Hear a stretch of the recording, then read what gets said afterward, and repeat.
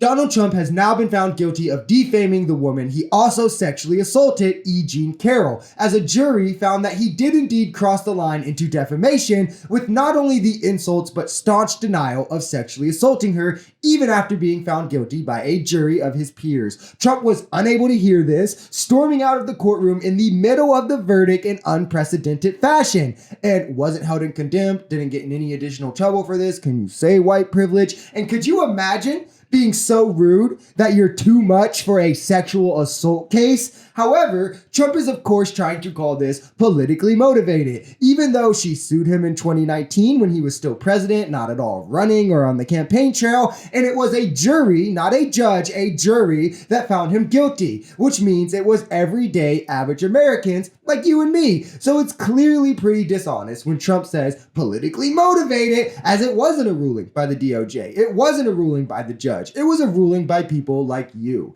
Now, how much will Trump have to pay, you might be asking? $83 million, though that number is expected to get knocked down a bit after appeals and all those kinds of things, but it includes money for $11 million for reputation damages, $7.3 million in emotional harm, and $65 million in punitive damages. Quite the bill he racked up there for mean tweets, with E. Jean Carroll calling this a win for every woman standing up to a bully who tried to keep them down, which is truly something Donald Trump tried to do repeatedly. Alina Habba almost certainly played a role in him losing this case, arguing defenses like liability, which is something that was already settled in the first case, and the judge wasn't hearing it in this case, and then Alina Habba's like, oh, they're taking away our First Amendment rights, but it's like, no, you're using a defense that's already been settled. Of course, you're going to lose doing that. And also managed to get herself repeatedly, 14 times, bench slapped for ignoring basic procedures. This is something that is easily grounds for a client like Trump to sue his lawyer over malpractice, except this is exactly what Trump wants. He can now say, oh, my lawyer was targeted by the judge. Look at it. Or look at all the chaos. It wasn't me. It wasn't a defense that was up to suit, or she wasn't obviously involved in the case. Look at how she was acting and getting bench slapped. It's all chaotic and just a political motivated mess. There's a few things that I want to address that are complete misinformation that's been going around as people try to defend Trump.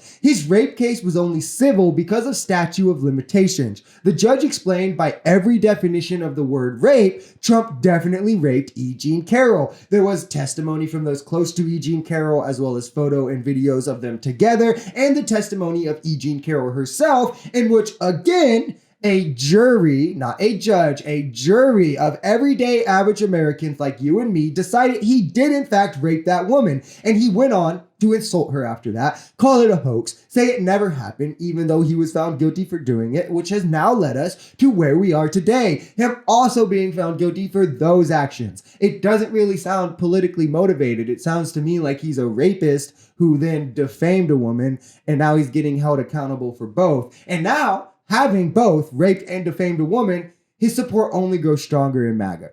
He gets more support. It motivates his base more. It's sick. Really. People act as if he's getting charged with rape, I'll say it again, rape, and being found guilty by juries for politically motivated reasons. Make that make sense. Is that what happened to every other candidate who had sexual assault or sexual abuse allegations come out and it ruined their political career? Or is it just Trump? Crude, Trump, obviously lack of morals. Couldn't see him do this though, right? He quite literally just says that after he leaves the courtroom. Politically motivated. Don't believe any of these charges that they're catching me for. And nobody in MAGA even cares anymore after that. That impartial juries, these are impartial juries that found him to be a rapist.